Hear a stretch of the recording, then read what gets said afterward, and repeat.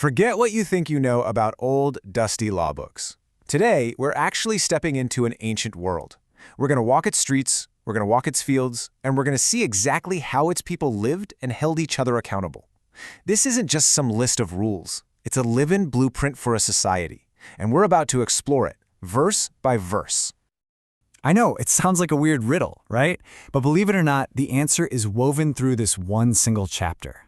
These things that seem totally random, they're all connected by a deep underlying logic about how to build a society that's both just and compassionate. So let's see if we can find that hidden thread together. Okay, so our journey begins right where every community does, with our neighbors.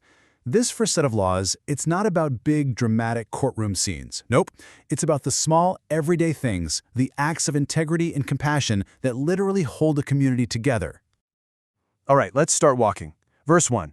I want you to picture this. You're out and about, and you see your neighbor's ox or maybe their sheep just wandering off. The law is super clear. You don't get to just look the other way. You have to bring it back.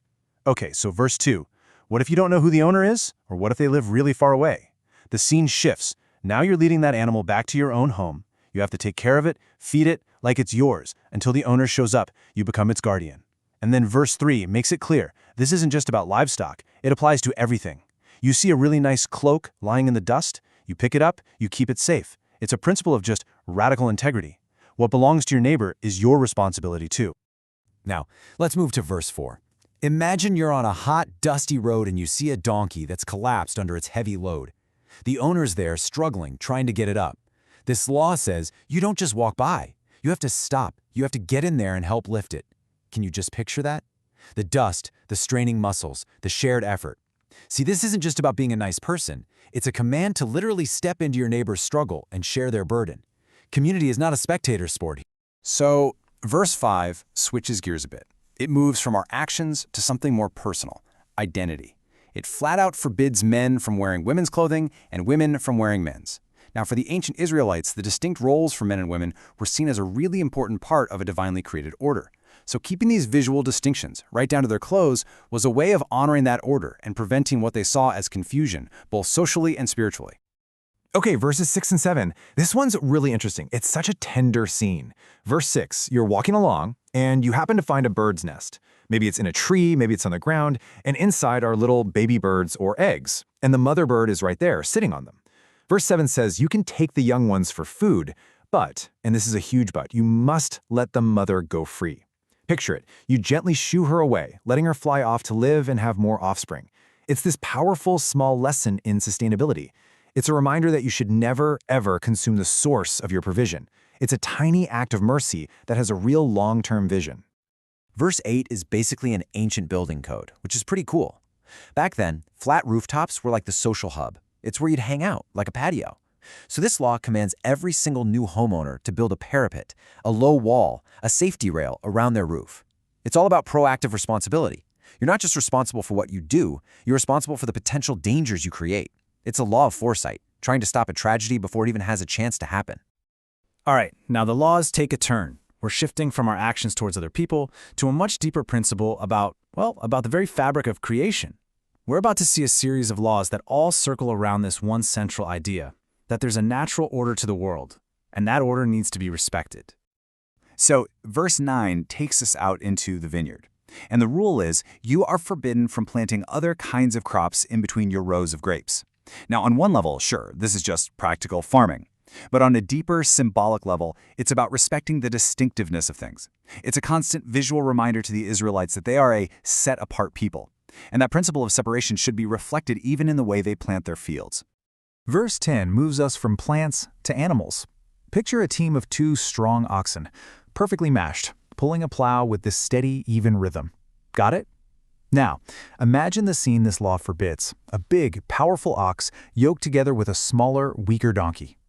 Just visualize that donkey struggling to keep up, the yoke rubbing it raw, the crooked, uneven line they're plowing. This is a law of compassion. It's about preventing a cruel and unequal burden. And verse 11, well, it brings this whole principle of separation right down to the clothes on your back. It forbids weaving wool and linen together in the same garment. I mean, think about it. These are 2 totally different materials. One comes from an animal, the other comes from a plant.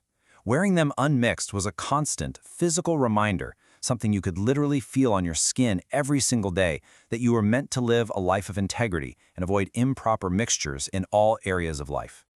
Then verse 12 adds this really unique feature to their clothing. They have to put tassels on the four corners of their garments.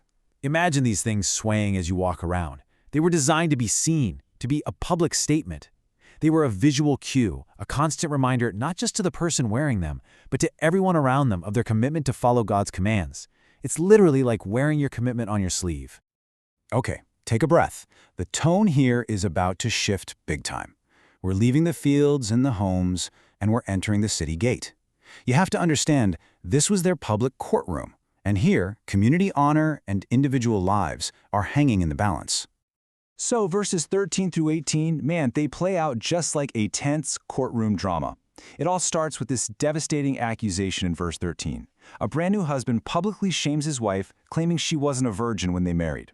Now, picture verse 14. Her parents, their family's honor just destroyed, bringing the wedding cloth to the city elders as proof. And then just imagine the silence in verses 15 through 17 as these judges look at the evidence. I mean, a young woman's entire reputation, maybe even her life, is on the line. And here, in verse 19, this is where the law really bites back. If that husband is proven to be a liar, the penalty is staggering. He has to pay a fine of 100 shekels of silver. To put that in perspective, that's roughly 3 times workers' wages for a regular worker. It was a financially crippling penalty. And on top of that, he could never, ever divorce her. This wasn't just about punishment. It was a powerful shield protecting a woman's honor from false, malicious attacks. But there's the other side of the coin. Verses 20 and 21 show us the grim alternative. Verse 20 lays out the condition. What if the accusation is true and there's no evidence to refute it? Verse 21 describes the consequence, and it is the harshest imaginable. Visualize this somber scene as the young woman is brought to the door of her own father's house to face the community's judgment. It just underscores the immense value that was placed on premarital virginity in their society. So that case kind of sets the stage.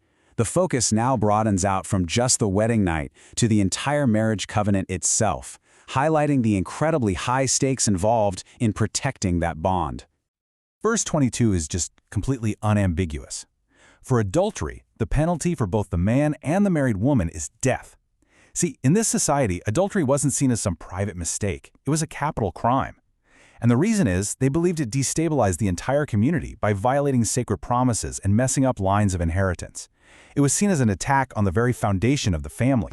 Now, this next part is actually fascinating. It's like a little peek into ancient forensic thinking, because the law makes this crucial distinction based on location. So verses 23 and 24 deal with an assault on a betrothed woman that happens in the city. The law assumes that in a populated area, she could have cried out for help, and if she didn't, it implies consent. And tragically, both are punished. But then, verses 25 through 27 move the same crime out to an open field. And here, the law assumes the exact opposite. In an isolated place, nobody would have heard her cry for help. Therefore, it's assumed to be a forcible assault, and only the man is held responsible. It's a primitive, for sure, but it's a really clear attempt to consider evidence and circumstance when deciding guilt. We're arriving at the final laws in this chapter, and these focus on protecting those who aren't yet married and guarding the most fundamental boundaries within a family. Verses 28 and 29 tackle a scenario involving an unbetrothed virgin. And here, the law shifts away from punishment and towards forced responsibility. The man has to pay her father the standard bride price, which was 50 shekels, and he is required to marry her. And crucially, verse 29 states, he can never divorce her. Now, from our modern view, this is really jarring, but in their world, a woman who is not a virgin had almost zero chance of ever getting married. So this law, in its own way, was designed to force the man to provide lifelong financial support and protection for the woman whose future he had just compromised. And finally, we get to verse 30. This verse draws a hard, bright line in the sand. It forbids a man from having a relationship with his father's wife, so his stepmother. This wasn't just about sexual morality. It was about protecting the core structure and the honor of the family. It was the ultimate boundary, ensuring respect for the parental generation and the stability of the entire household. So, we've come full circle. The lost ox, the bird's nest, the wedding dress, they're not just random items anymore, are they? We can actually see the principles connecting them all. This radical duty you have to your neighbor, a deep respect for natural and social boundaries, the absolute sanctity of marriage, and an uncompromising pursuit of justice. These aren't just a random list of laws. They are the pillars that held this ancient society together. So from lost property all the way to life-or-death trials, this chapter really gives us a vivid snapshot of an ancient world's moral and legal framework. And it kind of leaves us with a big question to think about. How do these ancient ideas about community responsibility, social boundaries, and justice, how do they resonate or maybe even clash with our own values today?